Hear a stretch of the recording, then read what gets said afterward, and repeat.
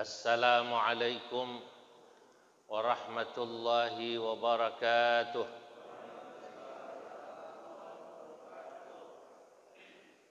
Alhamdulillahi rabbil alamin. Hamdan yuwafi ni'amahu wa yukafi'u mazidah. Ya Rabbana lakal hamdu kama yanbaghi li jalali wajhikal karim wa li'azimi sultanik. ولك الحمد وإليك المشتكى وأنت المستعان ولا حول ولا قوة إلا بالله العلي العظيم اللهم صل وسلم على سيدنا وحبيبنا وشفيعنا ومولانا محمد وعلى آله وأصحابه ومن تبعهم بإحسان إلى يوم الدين أما بعد. Hadratil muhtaramin, para alim ulama, para masyayikh, guru-guru kita, orang tua kita, sesepuh kita, seluruh jamaah yang hadir, insyaallah semua dicatat dalam deretan ahli surganya Allah. Di pagi yang mubarak ini alhamdulillah kita dapat berkumpul di majlis di mana dibesarkan nama Nabi kita Muhammad sallallahu alaihi wasallam. Majlis di mana kita menunjukkan rasa cinta, ahlan wa sahlan, Kiai Zaki, mahabbah kita kepada junjungan kita Nabi besar Muhammad sallallahu alaihi wasallam. Sebagaimana tadi disampaikan oleh pengurus, dalam suasana pandemi tidak mengurangi rasa cinta kita, kita mengadakan maulid di waktu ta'lim tetap dalam protokol kesehatan. Moga-moga insyaallah kita dapat semuanya. Dapat berkah maulid dan juga kita karena berkah maulid diberikan, dijaga oleh Allah Subhanahu wa taala dari wabah atau pandemi corona ini. Para guru-guru kita utamanya yang memang masih mobile, masih terus berkeliling ngajar, atau siapapun yang beresiko tinggi utamanya usia-usia sepuh, semoga insyaallah subhanahu wa ta'ala dijaga Allah subhanahu wa ta'ala. Hadirin para jamaah yang dimuliakan Allah, Nabi Muhammad sallallahu alaihi wasallam itu kata para ulama diutus Allah untuk melakukan perbaikan pada 3 hal utamanya. Yang pertama, untuk memperbaiki akidah. Li islahil akidah, memperbaiki keyakinan masyarakat baik pada masa dulu dan terus sampai sekarang pastinya kita lanjutkan. Yang kedua, li islahil ibadah, untuk memperbaiki tata cara ibadah kepada Allah.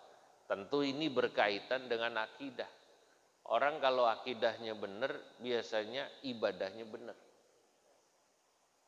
Baru yang ketiga, li islahil akhlak, untuk memperbaiki akhlak.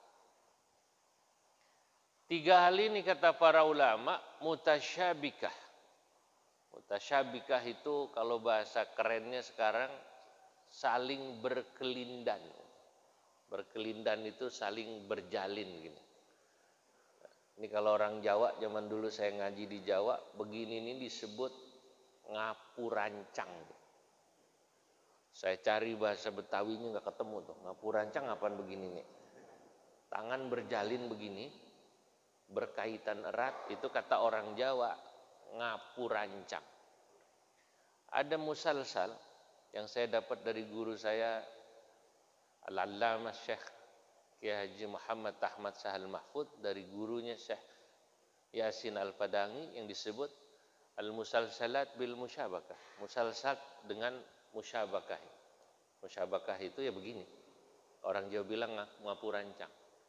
Tangan saya berjalin dengan tangan guru saya, Kisahan. Karena dulu beliau dengan Syekh Yasin begitu, Syekh Yasin terus begitu dengan gurunya, terus dari Rasulullah. Rasulullah dengan sahabat. Kata Nabi, man syabakani au syabaka man syabakani dakhalal jannah. Barang siapa yang ngapu rancang, dipakai bahasa orang Jawa ya.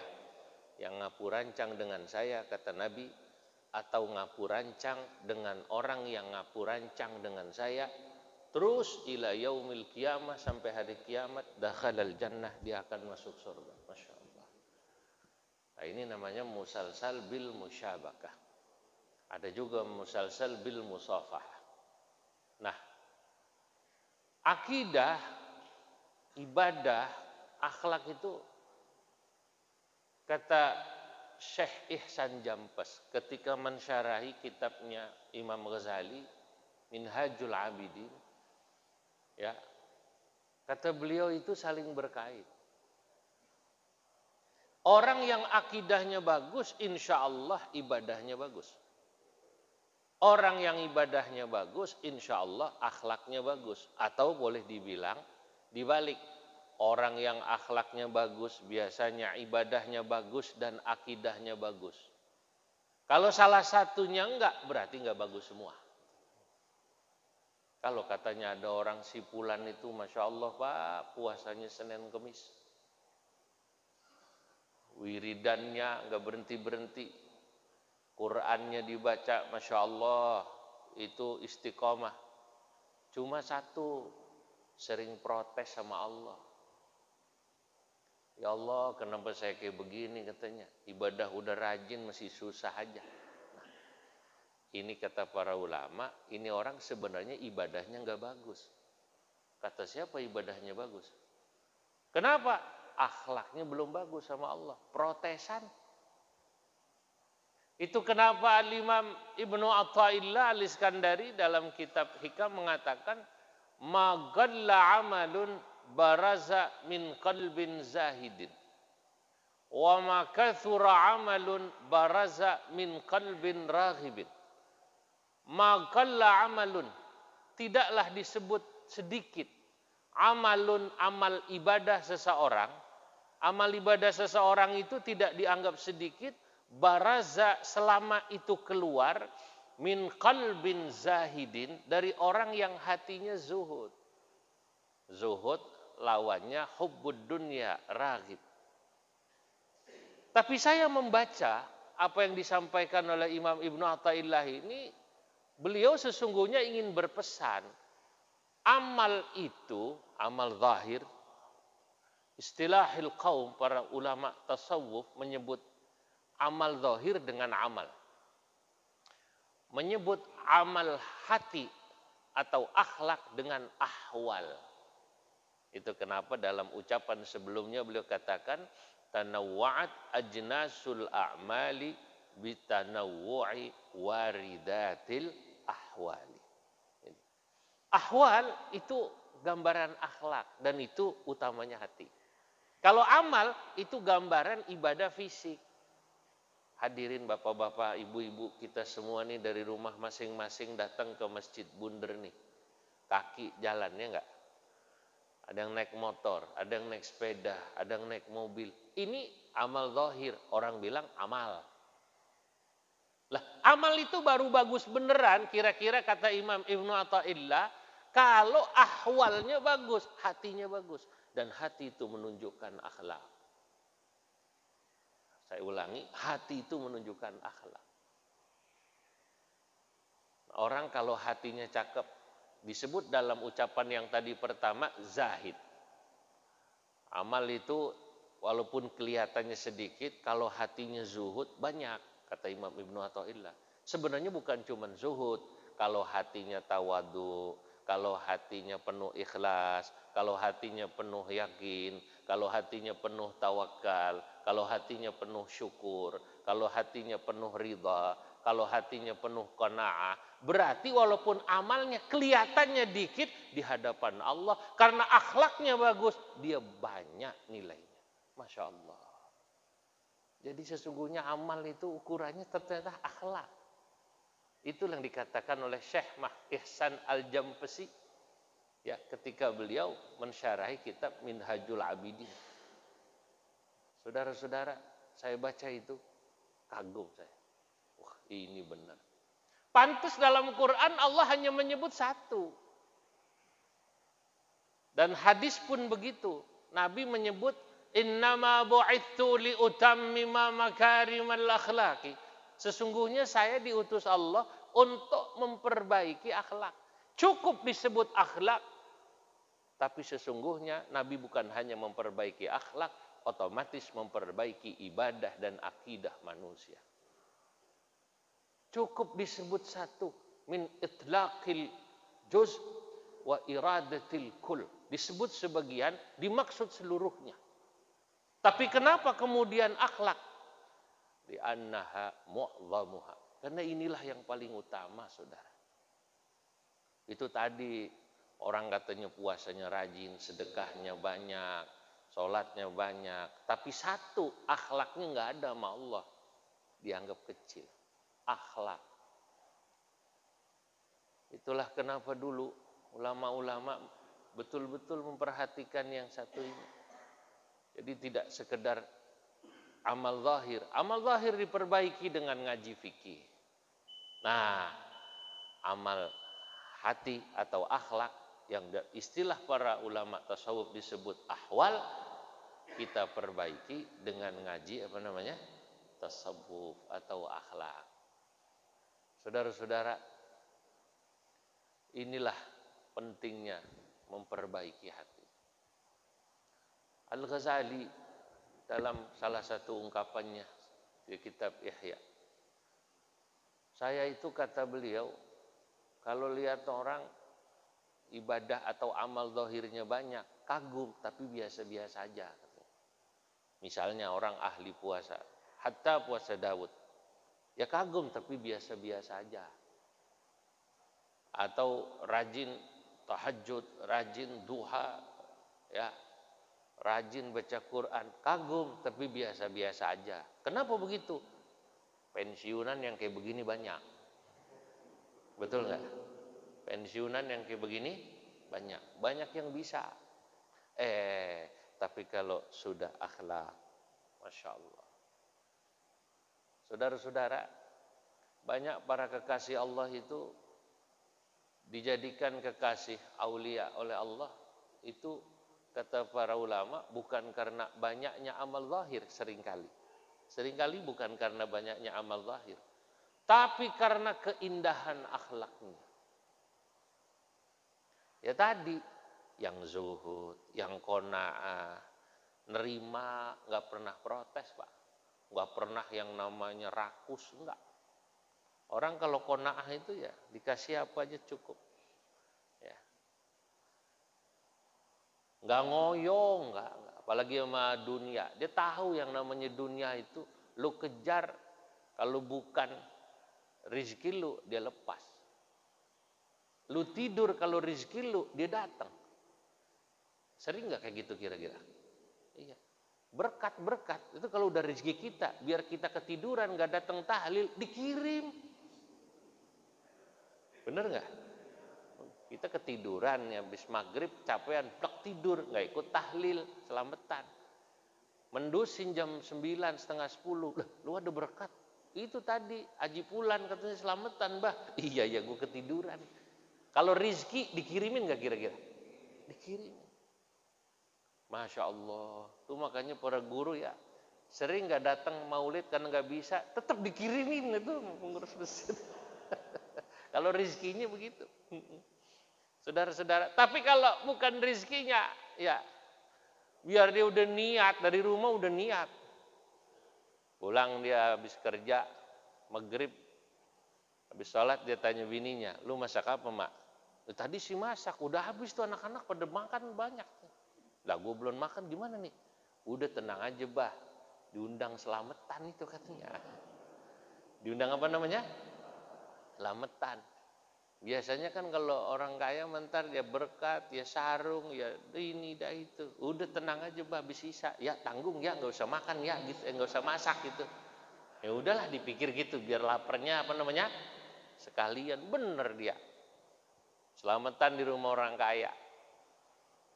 Saudara-saudara udah tahu orang kaya kalau selamatan lain nih.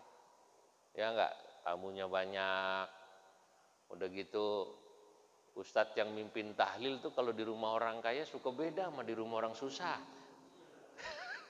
Kalau di rumah orang kaya tahlilnya panjang tuh biasanya ustadz gitu. La ilaha illallahnya enggak terima 33, 100 kadang dilebihin sama dia. Tasbihnya dilebihin lama banget. Kalau di rumah orang kaya, kalau di rumah orang susah mah biasanya ustadz kalau tahlil singkat. La ilaha illallahnya 11. Tasbihnya 3 kali. Kalau ditanya kok cepet amat Ustaz? Sama aja yang penting qabul. Begitu kata dia. Kadang-kadang juga begitu, kadang-kadang ada aja. Lah di rumah orang kaya udah tahlilnya panjang, yasin lengkap semua, penceramahnya 2. Doanya lama, kelar Pak jam 10. Tadi waktu istirahat yang keluar cuman roti 1 kayak gitu, kayak di sini gitu, kayak di sini gitu 1. Wah, ya pikir ini pasti ntar makan. Dia bilang begitu gitu. Ini mah cuman pendahuluan aja gitu, roti 1. Udah lapar banget ya. Kalau nggak malu plastiknya mau dimakan juga sama dia itu. Saudara, ternyata selesai acara, sahibul bait tidak ngasih prasmanan wala berkat, enggak. Dia cuma ngasih sajadah. Sajadah doang. Ya mahal sih mahal, cuman sajadah kagak bisa dimakan. Nah, itu kalau tomak begitu tuh. Sampai rumah bininya nungguin, rupanya sama tomaknya ini. Hatinya jelek dia bilang. Assalamualaikum, waalaikumsalam. Berkatnya mana Pak? Makan nih sajadah. Bikin mie sana kadang gitu. Nah ini kalau orang hatinya begitu tuh. Ini qanaah. Jadi hati itu luar biasa. Masya Allah. Ya. Saudara-saudara, jadi para aulia Allah, para kekasih Allah itu dipuji karena akhlaknya. Itu juga sama Nabi kita Muhammad sallallahu alaihi wasallam dipuji Allah dalam Al-Qur'an. Walaupun beliau ibadahnya jangan tanyalah kita bagaimana ibadah Nabi. Alimnya Nabi jangan ditanya. Tapi Nabi kita Muhammad sallallahu alaihi wasallam dipuji Allah karena akhlaknya.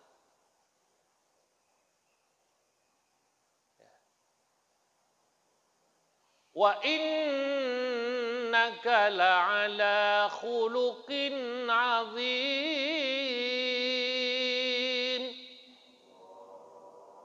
Wa innaka, dan sesungguhnya dirimu hai Nabi Muhammad sallallahu alaihi wasallam la'ala khuluqin 'azim, sungguh adalah orang yang memiliki akhlak yang luar biasa.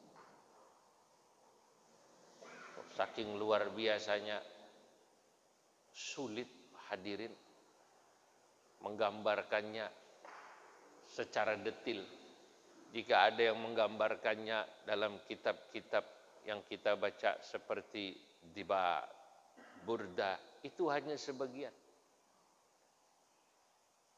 Ummul Mukminin Aisyah radhiyallahu anha menggambarkannya dalam ucapannya yang singkat ketika keponakannya bertanya, wahai bibiku, seperti apakah akhlak Nabi Muhammad sallallahu alaihi wasallam?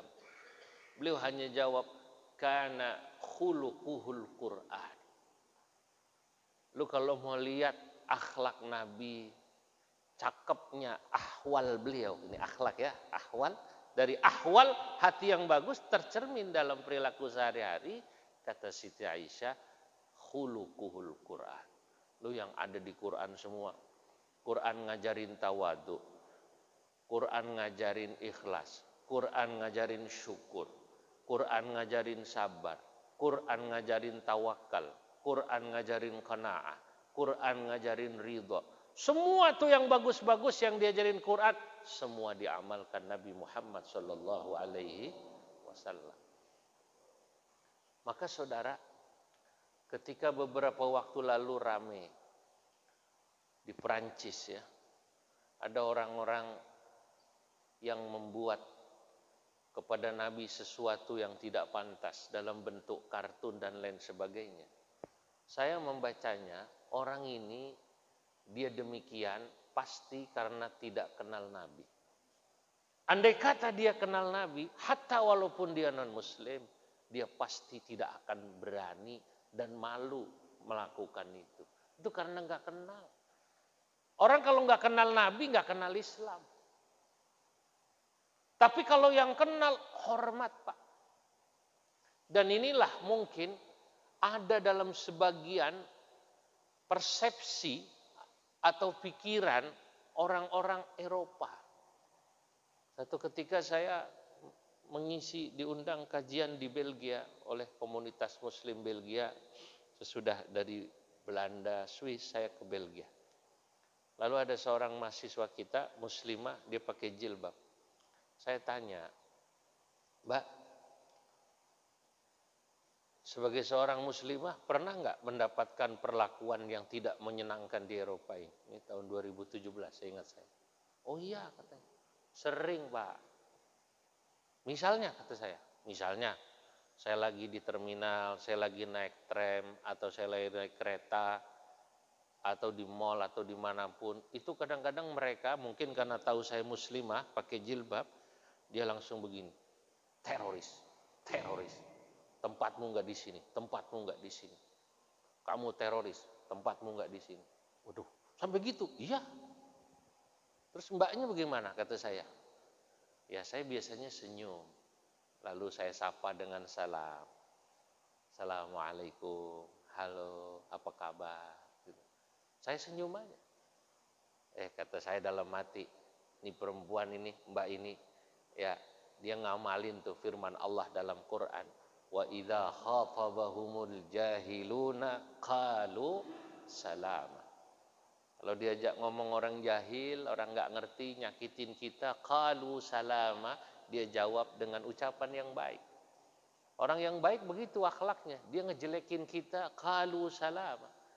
Kita dinyinyirin orang, qalu salama. Gak usah dijawab. Kalau sama-sama jawab, ini bully, kayak kemarin yang nggak berhenti itu, ya berarti bedu tahu bedu, ya sama aja gitu. Lah, akhlak Muslim begitu. Saya bilang cakep. Terus biasanya dia gimana Mbak? Dia malu biasanya, dia ngeluyur. Tapi begini Pak, dia bilang sama saya nih mahasiswa, saya maklumi kalau dia kayak begitu tuh saya maklumi. Kenapa? Ya mungkin dia tahu Islam seperti dalam persepsinya itu. Islam itu teroris, gitu kan? Karena kebetulan mungkin ada 1-2 orang kita yang melakukan pengeboman bunuh diri seperti di Prancis Selatan, di Nice, atau di Frankfurt, atau di Munchen, saya lupa dia cerita, di Jerman, atau seperti yang kemarin juga terjadi. Yang dia lihat yang kayak begitu. Maka kemudian pelampiasannya ya pada kita orang Islam ya gitu, kepada Nabi kita begitu. Kalau dia tahu, seperti juga banyak orang-orang non-Muslim yang tahu bagaimana indahnya orang Islam, enggak juga. Dan itu betul. Saya buktikan sendiri. Sesudah kunjungan keberapa, kedua atau ketiga saya kembali ke Eropa di Masjid Al-Hikmah Den Haag. Saya selepas sholat Jumat diberitahu ada orang mau masuk Islam. Kebetulan dia orang kampungnya Ruth Khulit. Apa tuh? Daerah apa? Aslinya Ruth Khulit mana? Yang jajahan Belanda juga, orang Indonesia banyak di sana. Suriname. Kayak Ruth Khulit begitu rambutnya. Wah, gede, tinggi, agak hitam, rambutnya agak keriting, gimbal gitu. Saya sama Kiai Hambali namanya. Kiai Hambali itu di Belanda sesepuhnya orang Islam Indonesia di sana. Beliau alumni pesantren Jombang, kemudian S1, S2-nya di Baghdad, satu angkatan dengan Gus Dur. Usianya sepuh, Kiai Hambali. Saya diminta, sini. Nah, kebetulan beliau dan satunya lagi Kiai yang lain itu satu angkatan dengan Kiai Ma'ruf di Jombang. Saya disuruh ngeliatin prosesi dan suruh nemenin. Ditanya ini orang yang mau masuk Islam, saudara. Pakai bahasa Belanda. Was. Saya dengerin aja. Kalau nggak diterjemahin gue nggak paham nih katanya. Was. Bahasa gampangnya, kenapa kau mau masuk Islam? Dia bilang, begini, saya tinggal di kampung Anu, disebut kampung. Itu saya lihat orang-orang Islam di kampung saya, tetangga saya, cakep-cakep akhlaknya. Cuman dia nggak bilang akhlak, cakep-cakep perilakunya, sifatnya. Saya senang tuh. Saya pengen kayak mereka. Maka saya tanya, kalau saya bisa masuk Islam, di mana? Saya ditunjukin ke sini. Begitu diterjemahkan saya kaget. Masya Allah. Ini orang masuk Islam gara-gara senang, terpesona dengan akhlak daripada orang Islam. Cuma dia nggak bilang akhlak aja. Subhanallah. Kan kadang-kadang kita sering dengar di sini orang masuk Islam gara-gara pengen kawin. Kalau dia enggak, dia tertarik sama perilaku dan akhlak orang Islam.